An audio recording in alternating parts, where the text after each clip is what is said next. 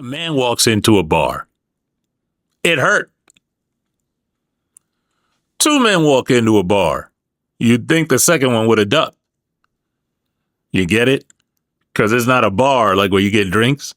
It's a bar like a big old stick and they hit in the head and stuff. Yeah, so explaining a joke sometimes kills it, right? Let's make it make sense.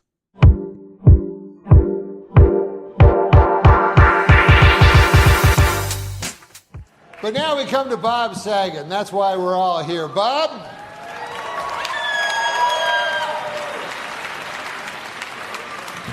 Bob, you have a lot of well-wishers here tonight, and a lot of them would like to throw you down one, a well.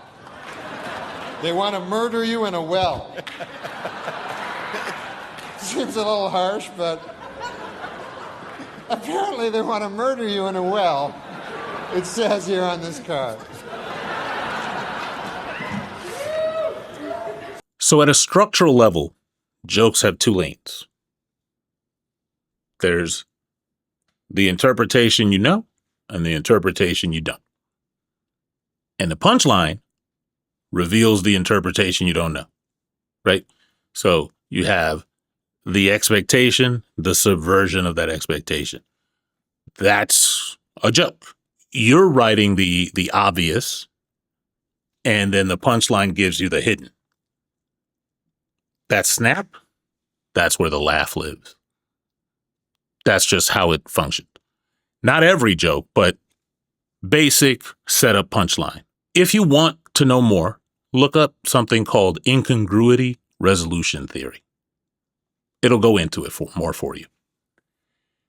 So humor comes often when you detect something that's an incongruity and then it gets resolved. That's just basic humor. The person telling the joke has to earn the incongruity. The audience has to earn the resolution. And when those two meet, you laugh. Or you may not laugh. Like, you ever said something's not ha-ha funny, but it's funny anyway? That's just your reaction to it. You recognize that it's funny. Explaining the joke short circuits that snap. So I'll tell you the joke, you get the joke. I explain the joke, I'm telling you I don't trust you to resolve that. I don't trust you to understand it. And especially in a joke like the bar joke, it's super obvious. Why am I explaining it? The explanation is ruining your celebration of understanding such a simple joke, right? So I'm taking the tension away from you. And in this case, I'm not saying that this is the greatest joke in the world, but even in the minor tension created by that, where you're like, oh, I get it. That's interesting. I'm taking that away. So I'm killing the joke. I'm killing the purpose. Shout out to Super Solid. I'm killing the function of the joke. Hence, the explanation kills the joke. Now, does that happen every time? No, absolutely not. When it does happen, again, it means I don't trust you. But sometimes I trust you too much, and I think you're trying to escape. Consider this. You know what made me know she was the one, man? I went to a barbecue, and she hit a hot dog hole. One shot. She didn't even stop or nothing. No gag reflexes. I got down on my knees right away and asked that woman to marry me. Because it means she gives good fellatio. You see that? I explained the joke. But you're trying to run away from the fact that that's what I'm talking about. That explanation makes you live in that discomfort. So now I'm forcing you into the incongruity and the resolution. The discomfort is the point. The discomfort's the destination. If your expectation when I'm talking to you is to be comfortable, when I give you the discomfort, sometimes you laugh out of nerves. Sometimes you laugh because you agree with you want to say that too. The great Patrice O'Neill once said that comedy is supposed to be where half the audience is laughing and the other half is horrified. Because the idea of comedy really is not everybody should be laughing. Right. It should be about 50 people laughing and 50 people horrified. Right. You know what I mean? It's supposed to be. That's another style. But that's a style that lends itself to the explanation of a joke.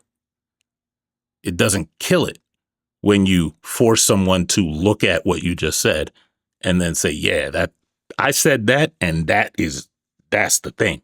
Because even the little escape hatch of you saying, maybe he just likes hot dog, that's gone now. I left no doubt what it is that I meant. You know it, I know it. Now let's sit in it together. So this is a technique that you can use in shock comedy a lot, in edgy comedy, and while it's not my cup of tea, cringe comedy also does it. The discomfort is doing all of the work. Another case, meta humor. Ironic explanation. If you know me, you know I love meta humor. I love anti-jokes. I love anti-joke construction, like where it comes from. It's almost from the same place as shock comedy, because I'm telling you, hey, I'm going to use this thing that shouldn't be funny, and I'm going to make it funny. Do you know who was really good at that? Norm Macdonald. Norm Macdonald, anti-joke king. But if you look up the Norm Macdonald moth joke, that is an anti-joke that would be perfected by the words, get it? The punchline to that joke is wonderful. It is lacking nothing.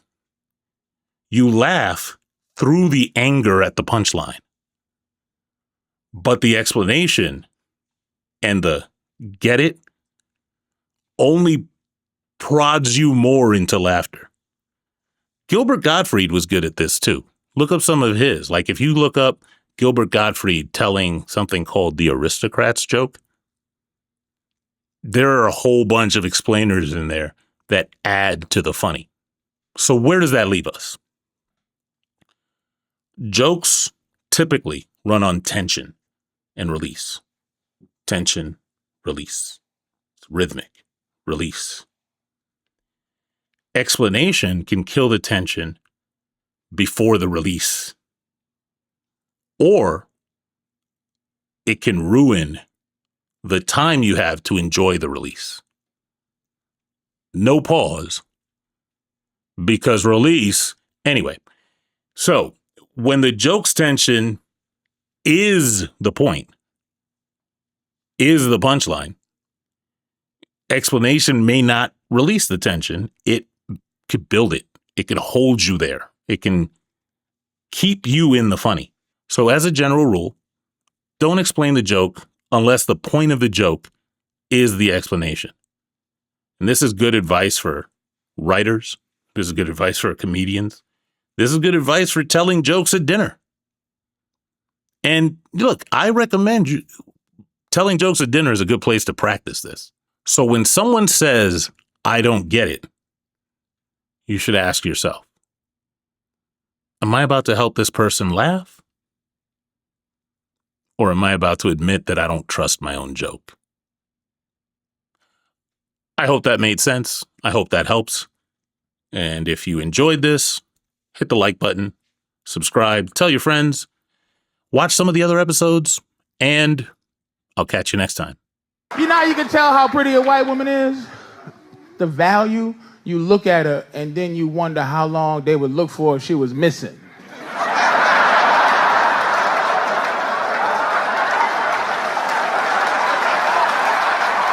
Come on, take a look, take a look. Look at this nigga, look, look, look, look, look!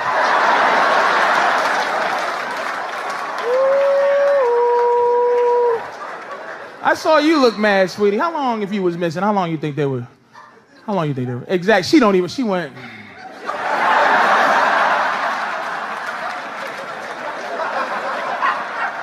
You know the deal. I ain't saying nothing wrong. White women's life is valuable.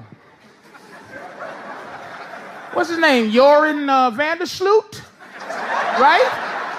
We find out he was a serial killer. Man, he kills women. That's what he do. He do it well.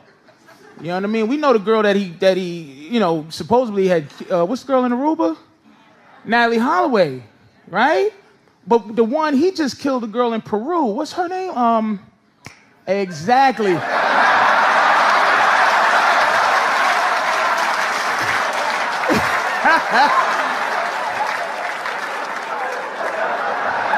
Look how fast you said Natalie. You said Natalie. Natalie Holloway, that angel. Y'all said that like Family Feud. All right, name a white girl been missing for 5 years in Aruba. Natalie Holloway. Survey says.